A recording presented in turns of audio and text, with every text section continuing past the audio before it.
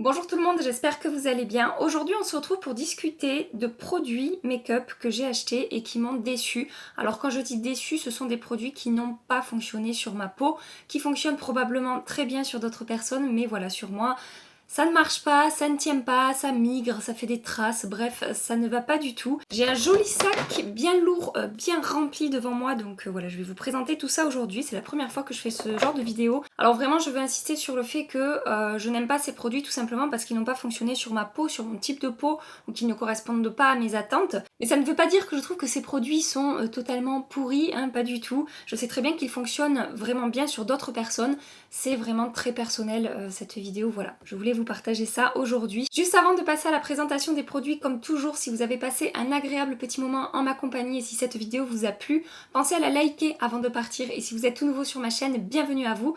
Pensez à vous abonner pour ne rien manquer de la suite des aventures YouTube.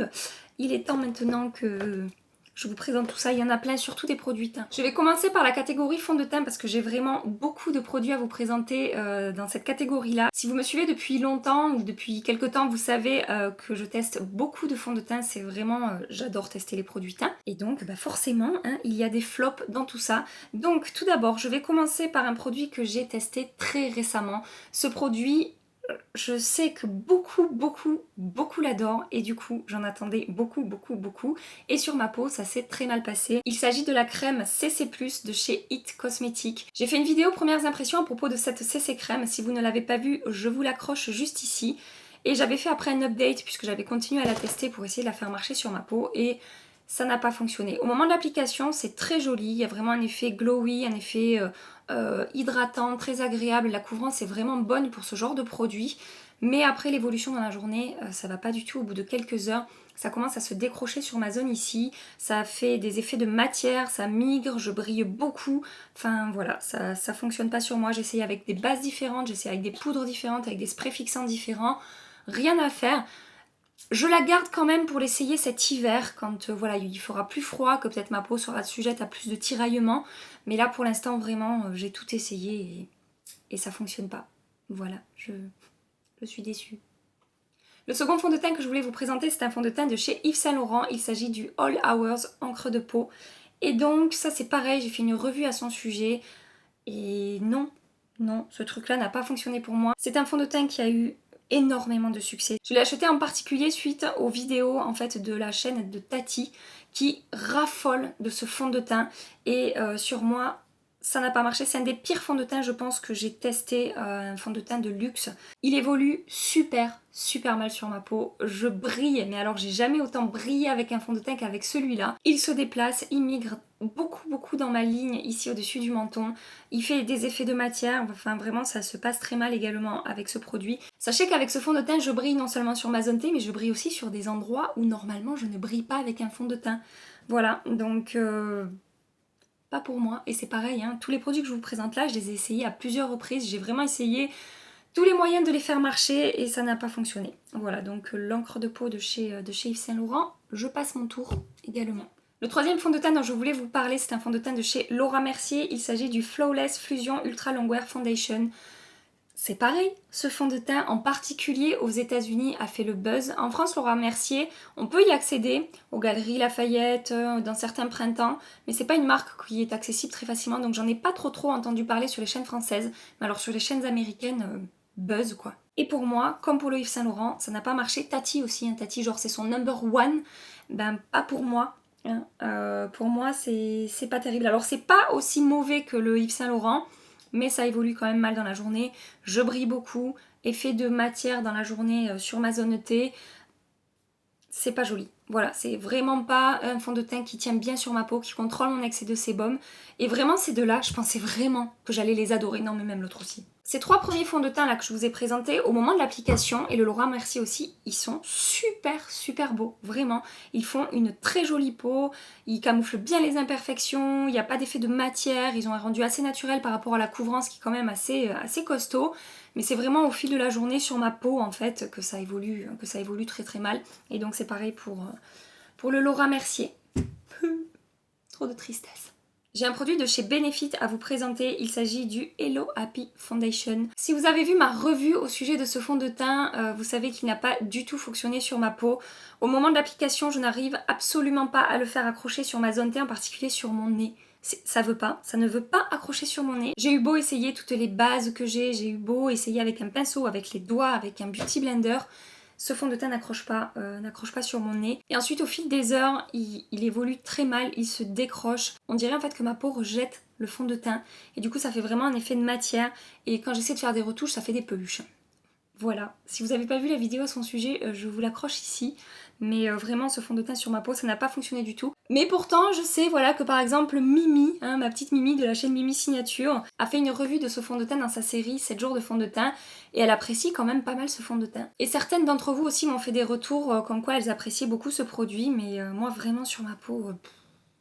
Ça, c'est un petit peu comme le Yves Saint Laurent. C'est un des pires fonds de teint que j'ai pu tester. Vraiment.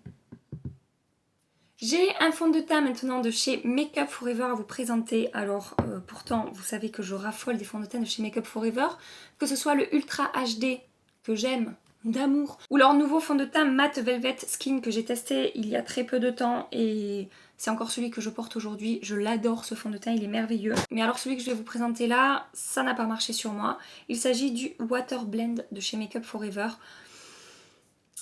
Ce fond de teint, alors, il a vraiment une couvrance très très légère, mais ça je le savais en l'achetant, donc c'est pas quelque chose qui m'a dérangé, ça correspond à sa promesse, c'est ultra fin, ultra imperceptible. Mais ils disent que c'est un fond de teint waterproof avec une excellente tenue, pas sur moi. Sur moi, je vais vite briller, le fond de teint va rapidement se décrocher en fait, en particulier sur mon nez et sur ma zone T.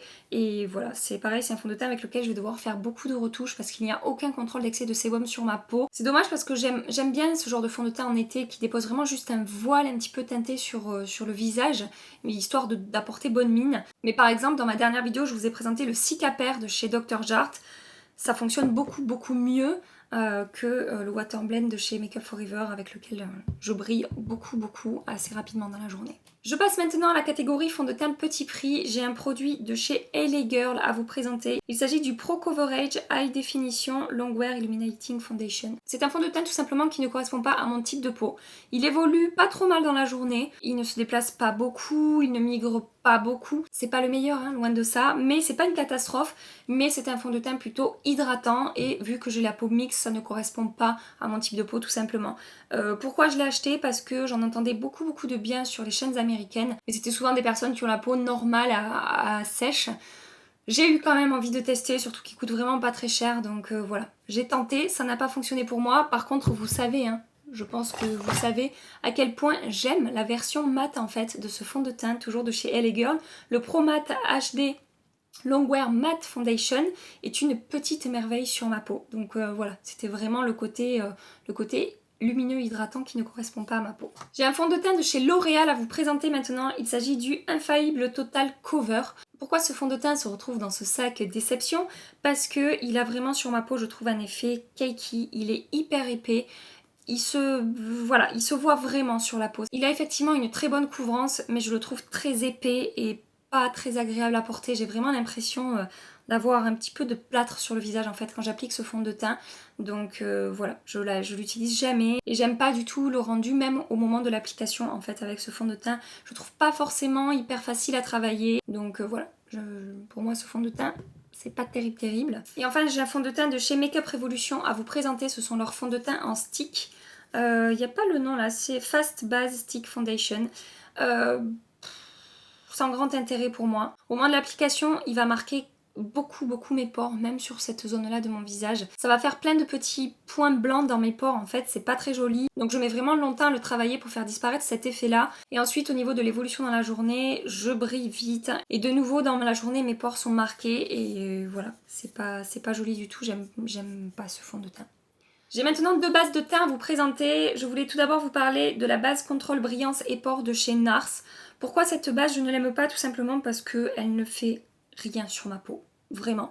Il n'y a pas d'effet particulier. C'est pas bien, c'est pas bien. C'est juste que j'ai l'impression de ne pas avoir appliqué de base. Que ce soit au niveau du lissage des pores, il ne se passe pas grand chose. Du contrôle de sébum, il ne se passe pas grand chose. voilà, c'est pas une base qui fonctionne bien sur moi. Elle n'apporte vraiment rien de particulier à ma peau et du coup je ne m'en sers pas du tout puisque j'ai d'autres bases qui fonctionnent beaucoup mieux sur moi. La seconde base dont je voulais vous parler, c'est une base de chez L'Oréal. Il s'agit de la Infallible Mattifying Primer.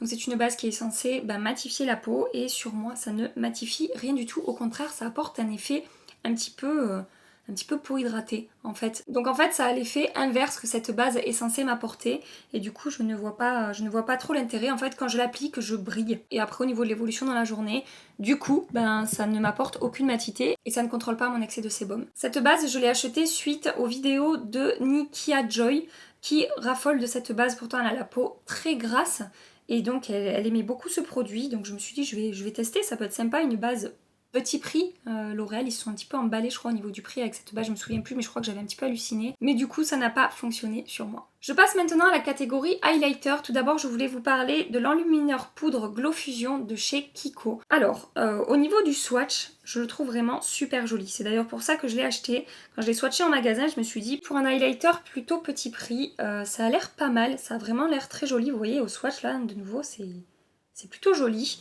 Et en fait après quand je l'applique sur la peau, ça marque un petit peu mes imperfections quand j'en ai là sur cette zone là. Et ça a un effet assez sec. Et vous savez que moi j'aime beaucoup les highlighters qui vont bien se fondre à la peau, comme tout le monde j'imagine. Et qui vont avoir un aspect un petit peu mouillé en fait, un petit peu highlighter crème. Et là avec celui-là, j'arrive pas trop à l'obtenir. La texture n'est pas très fine, du coup je ne m'en sers jamais. Et il a fini dans ce pauvre petit sac de produits que je délaisse. Voilà. Et ensuite, je voulais vous parler d'un produit à nouveau de chez Makeup Revolution. Il s'agit de la palette 4K Highlighter. Regardez, je viens de passer le doigt dedans et regardez la matière comme elle se décroche en fait. Vous voyez? Et ça fait des paillettes et ça fait des chutes et la texture est hyper épaisse.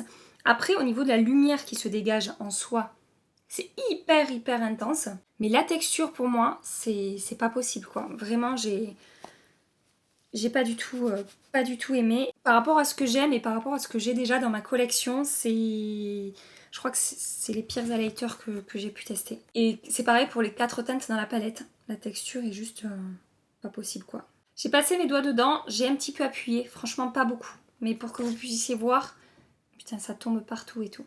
Pour que vous puissiez voir ce que ça donne quand je vous dis que c'est hyper poudreux et que la texture c'est très compliqué quoi. Cette palette je vais même pas la donner à quelqu'un, je pense que je vais la jeter. Je déteste jeter du maquillage, mais celle-là vraiment, je me vois même pas la donner à quelqu'un en fait. Pour moi ça a tellement pas fonctionné que... Voilà. J'ai maintenant 2 anti-cernes à vous présenter. Le premier dont je voulais vous parler, c'est un anti-cerne de chez Bobbi Brown. Il s'agit du Instant Full Cover Concealer. J'avais fait une revue à son sujet, il me semble. Oui, j'avais fait une revue à son sujet. Et donc, c'est pas une catastrophe, mais il filait quand même pas mal dans mes plis. Au cours de la journée, il avait pas une super tenue. Et à chaque fois, en fait, mon make-up, ça m'arrive jamais. Ça me l'a fait avec cet anti-cerne à chaque fois. Je l'ai testé plusieurs fois, évidemment. Mon maquillage, en fait, que j'appliquais sous ma ligne de cils et mon mascara sur mes cils, en fait, sur la ligne inférieure, coulait par-dessus cet anti-cerne. Je sais pas, il devait avoir un effet trop hydratant pour mon dessous d'œil. Et du coup, ça faisait couler mon maquillage et en plus, ça filait dans les plis. Donc voilà, c'est un anti-cerne que je n'utilise absolument pas et qui n'a vraiment pas fonctionné sur moi.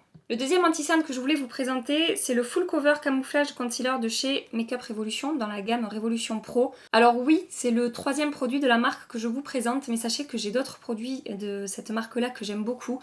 Ils ont des blushs qui sont d'excellente qualité, ils ont des palettes de fard à paupières qui ont un excellent rapport qualité-prix. Et d'autres produits, ah oui, leurs enlumineurs, les enlumineurs liquides, ils sont également d'excellente qualité. Mais voilà, là les produits que je vous présente sur mon type de peau, ça n'a pas fonctionné. Et donc cet anti-cerne n'a pas fonctionné sur moi. Au moment de l'application, il est vraiment super joli. Il va vraiment illuminer mon dessous d'œil. Au départ, il ne marque pas du tout mes ridules. Enfin voilà, vraiment au moment de l'application, il a un très beau rendu. Et c'est après, au fil de la journée, qu'il évolue pas très bien.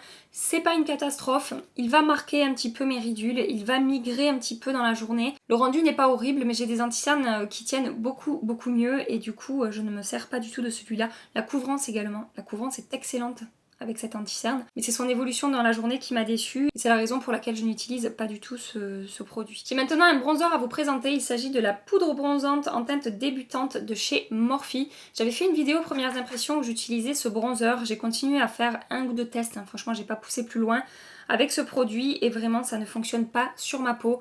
Pourquoi? Parce que la texture me fait des démarcations, il n'est pas du tout facile à appliquer, j'arrive pas à avoir quelque chose d'uniforme en fait sur ma joue, ça fait vraiment des marques, ça fait une peau un petit peu sale en fait, c'est vraiment pas joli. Et la teinte également, je la trouve vraiment pas jolie du tout, pourtant j'avais regardé des swatchs sur internet, ça avait l'air plutôt pas mal, et en fait sur ma peau, ça va apporter un effet un petit peu... Je sais plus si c'est grisâtre ou jaunâtre, mais c'est franchement pas super joli. Et donc pour moi, ce bronzer, vraiment, ça n'a pas du tout fonctionné. Et enfin franchement, j'aime pas dire que je vous le recommande pas, parce que je vous dis à chaque fois que ça dépend du type de peau de chacun. Mais là, la texture, c'est la première fois que j'ai autant de mal à travailler un bronzer, en fait. Donc vraiment, je sais pas si je vous le recommande. Voilà. J'ai une poudre maintenant de finition à vous présenter, il s'agit de la hashtag NoFilter de chez NYX Cosmetics. Alors cette poudre, je l'ai achetée parce qu'au swatch, elle est vraiment super jolie. Vous y verrez rien, c'est une poudre assez imperceptible sur la peau. Mais vraiment, j'ai trouvé, quand je vous dis, je l'ai essayé en magasin sur ma main, qu'elle apportait une jolie lumière, qu'elle unifiait bien ma peau. Ça avait tendance à atténuer certaines imperfections sur ma main. On voit mes veines en fait sur ma main. Mais cette poudre, quand je l'applique sur mon visage, elle va vraiment marquer mes zones de sécheresse et je vais voir en fait la texture sur ma peau. C'est pas une poudre qui va bien se fondre à la peau. Ça se voit en fait. Une fois que j'ai appliqué cette poudre, ça se voit que j'ai appliqué de la poudre sur la peau. J'ai eu beau appliquer en dessous des bases hydratantes et j'ai eu beau appliquer par-dessus du spray fixant pour essayer de faire fusionner les matières ensemble. Et ça n'a pas fonctionné sur moi. Le produit suivant est un produit lèvres de chez Maybelline. Il s'agit du Superstay Matte Ink. Donc c'est un rouge à lèvres liquide mat. Je sais que ce rouge à lèvres, certaines d'entre vous les aiment beaucoup. J'avais fait une revue à son sujet, je vous avais dit, dites-moi en commentaire votre avis, si vous l'aimez ou si vous l'aimez pas, etc. J'avais eu des retours de personnes qui m'avaient dit, moi j'aime beaucoup ces rouges à lèvres.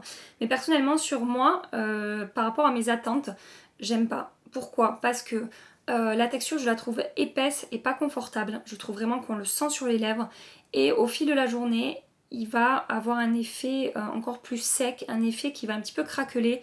La manière dont il s'estompe c'est pas joli du tout sur moi, ça fait des démarcations et des morceaux et vraiment voilà, pour moi j'ai eu beau l'essayer en plusieurs teintes et tout, c'est vraiment pas une réussite au niveau du confort et au niveau de la texture et du rendu. En fait j'ai des rouges à lèvres liquides petit prix, par exemple ceux de chez Sephora, qui sont pour moi vraiment au-dessus de ces rouges à lèvres liquides de chez Maybelline. Et enfin, le dernier produit que j'ai à vous présenter, c'est également un produit de chez Maybelline. Il s'agit de la palette de fard à paupières The Burgundy Bar.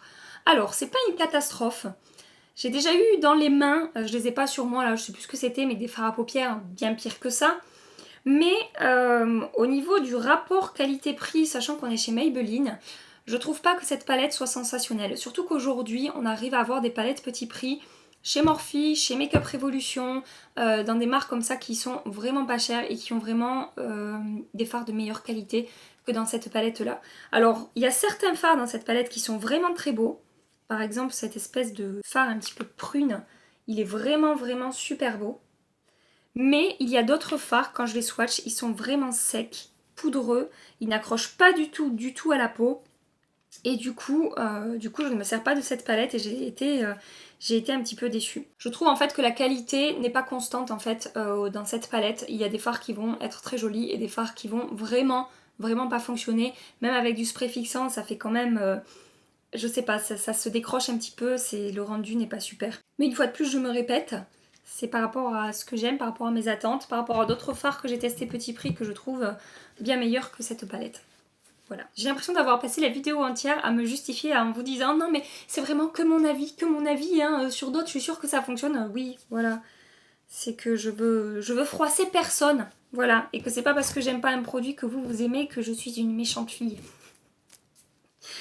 Voilà, les produits ne peuvent pas fonctionner pareil sur tout le monde. C'est comme ça, c'est la loi. Je serais curieuse de savoir quels sont vous les produits ces derniers temps qui vous ont déçus. Alors moi là c'est pas ces derniers temps, ça remonte je pense sur les 6 derniers mois, voire plus.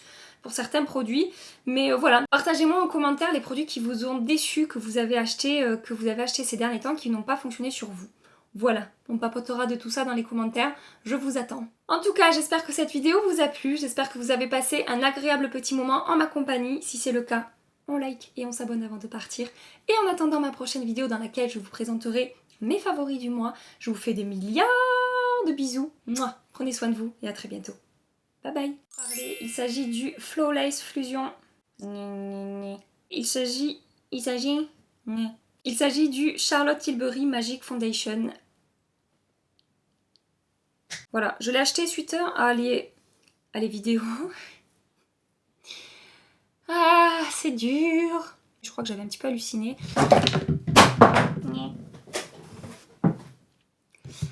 Et du coup... Oh putain, 2 fois.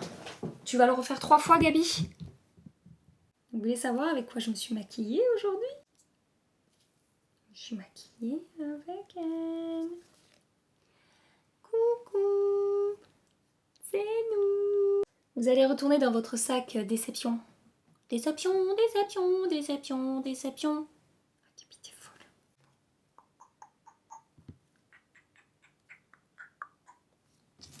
Tu as un petit grain. Petit, hein, pas énorme. Et je vous dis à plus dans le bus.